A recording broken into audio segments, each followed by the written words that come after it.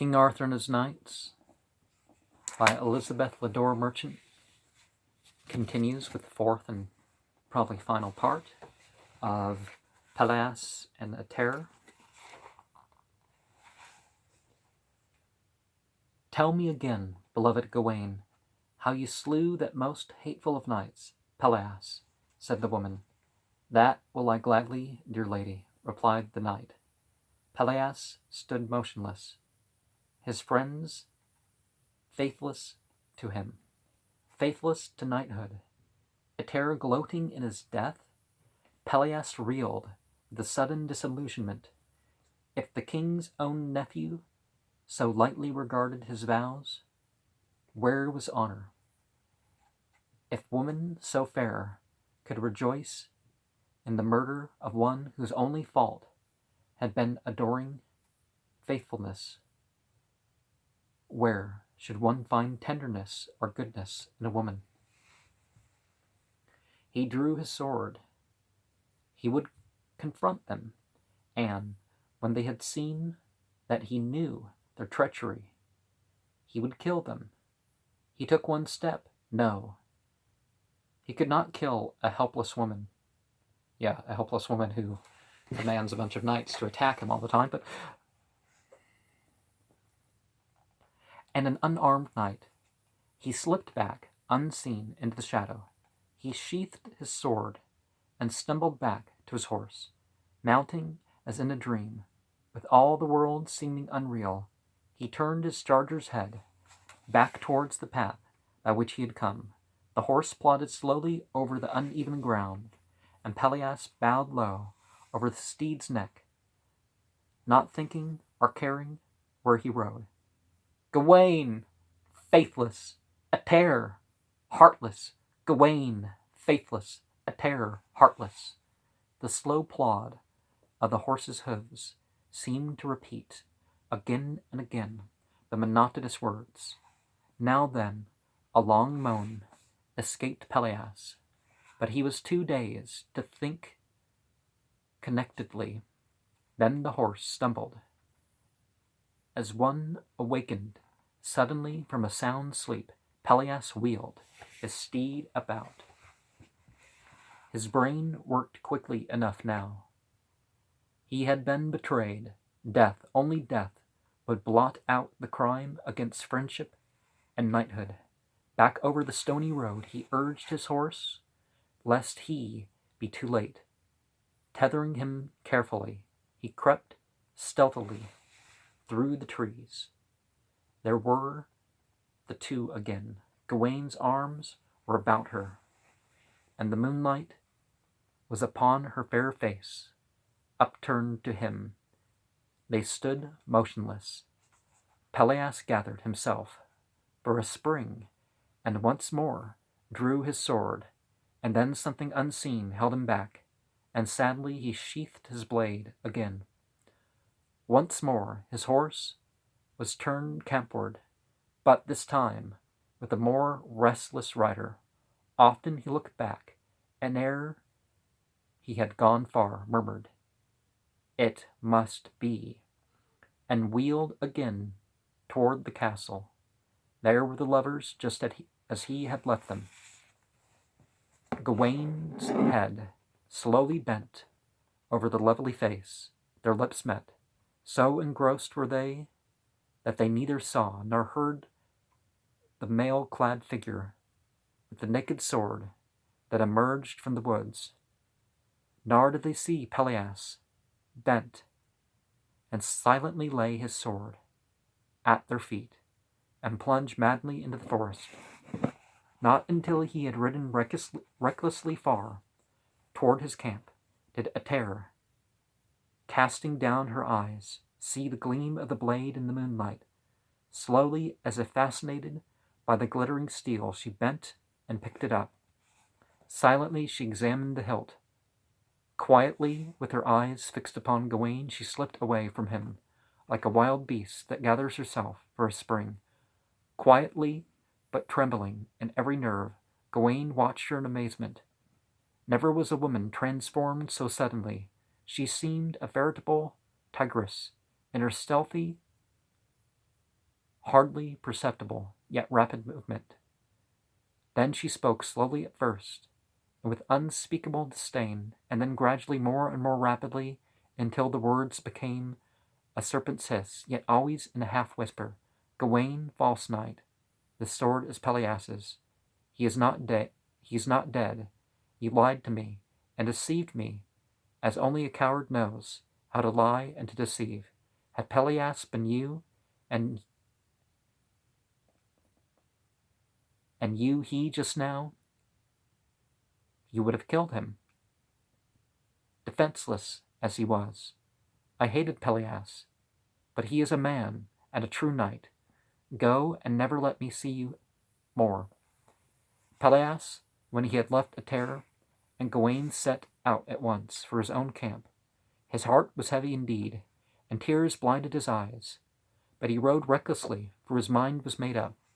Now, it may be dishonorable, some of this, but certainly, I mean, it's not even adultery, so.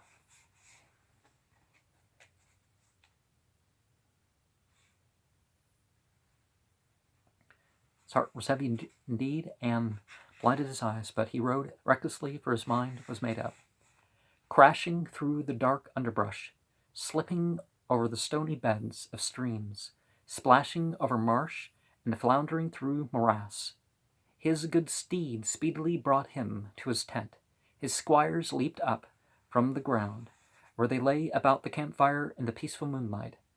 Startled by the sudden and disordered appearance of their master, Pelleas hastily dismounted, and without a word entered his tent. Flinging off his armor, he threw himself upon the bed and called the squires. Never shall I rise from this bed, he said wearily.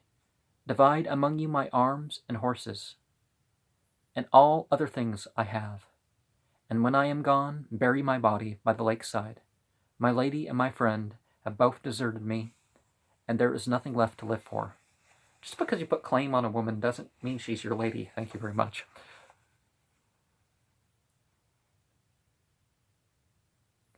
He motioned the sorrowing squires away, and turning his face from them, gave way to his grief, and wept as if his heart would break. The night wore on. The bright moon sank behind the black trees. A light mist arose from the water, and the first blush of dawn appeared on the hilltops beyond the lake. Brighter and brighter grew the sky, and its glow was reflected in the calm water. The birds began to twitter, a sleepy welcome to the dawn. More and more ruddy became the sky. A light breeze sprang up, cooling the faces of the tired and the heartsick watchers, and bringing them refreshment, and even in their grief. Then the sun appeared, and the birds spoke in a joyous chorus. The waves lapped softly upon the pebbly beach. All the world seemed happy and at peace. But within his tent, Pelleas tossed restlessly upon his couch. His cheeks were flushed, his eyes gleamed with the wild light, and as he rode his fevered head upon his pillow, he muttered softly, "Faithless, faithless, faithless." The squires peeped in at the door, and sorrowfully turned away. What comfort could they give their distracted lord? Silently and aimlessly they loitered towards the shore, and each wandered away along the water's edge alone. Their grief was too deep even for companionship, and as the squire whom Pelleas most loved walked along the shore, weeping and moaning, a strange and unexpected thing happened. Looking up, he saw at a distance a lady in shining white garments approaching him. So suddenly did she appear that it seemed as if she must have come from the water, but her clothes were not wet, and her long yellow hair floated lightly in the morning breeze.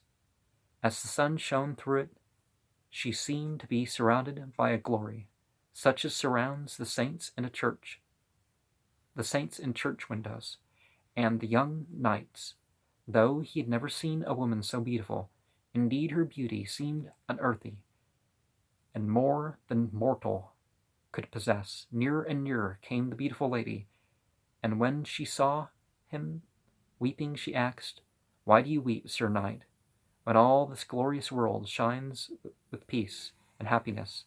"Alas," replied the squire, "my master has been betrayed by Lady Ettarre and his friend Gawain, and now he lies upon his bed, from which he vows never to rise.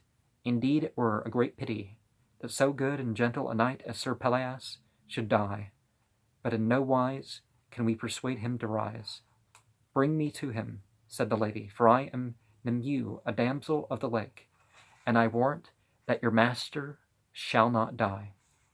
As for the lady, she shall soon be in as evil a plight as Pelleas is now, for it can bring no joy to such a proud lady to have no mercy on such a valiant knight." So the squire brought Nimue to Pelleas, and he related to her all his woe. Now even as he retold his tale, Pelleas moaned less and less often, for Nimue was excitingly beautiful and gentle. She listened to his story with sympathy that soothed his troubled heart. Far, far different was this fair lady's kindness from the studied cruelty of Ettarre, and Nimue, for her part, though she had never seen so handsome a knight, to Pelleas, Nimue repeated her promise to win for him the affection of Ettarre. She threw him into a deep sleep by her enchantments, and left him to dream, perhaps of the proud Ettarre, perhaps of the lovely Nimue. Quickly Nimue came to Lady Ettarre. Roundly did she reproach her for the murder of so brave and courteous a knight as Pelleas, and she cast a spell over her so that she loved Pelleas even more than he had loved her. Then Nimue and Ettarre rode straightway to Pelleas. When they arrived, he was still asleep. Both ladies entered his tent, and when Ettarre saw him so handsome, yet so worn with sorrow and anguish, she was beside herself with grief and self-reproach. But when Sir Pelleas awoke and saw them standing beside him, he hated Ettarre as much as he had loved her before. Ettarre was beside herself with grief and self-reproach. "Away, traitress!" he cried. "Come never more into my sight." Despite her protestations of love and pleading for forgiveness, his heart relented not one whit. So she went away sorrowing, and some say died of grief. "Sir Pelleas," said the damsel, "take your horse and come with me out of this country, and you will find a lady that will truly love you." "Gladly will I do so," replied Pelleas, "for I have suffered much here at the hands of this false lady, Ettarre. I thank heaven I am rid of her." "Thank me," said Nimue. So Pelleas put on his armor, and together he and Nimue rode forth into the forest, never to be separated as long as life lasted. So he obviously wasn't in love in the first place, but he did show her love. And I kind of identify with this idea of lovers being less about the act. You know, don't make me get the guitar and cover. Ain't talking about love, but love being the interaction, the feeling, not necessarily certain deeds. But again, just because you love someone doesn't mean they have to love you back and all that stuff. But he did come to his senses, and maybe you will come to your senses about something in life that you haven't come to your senses about.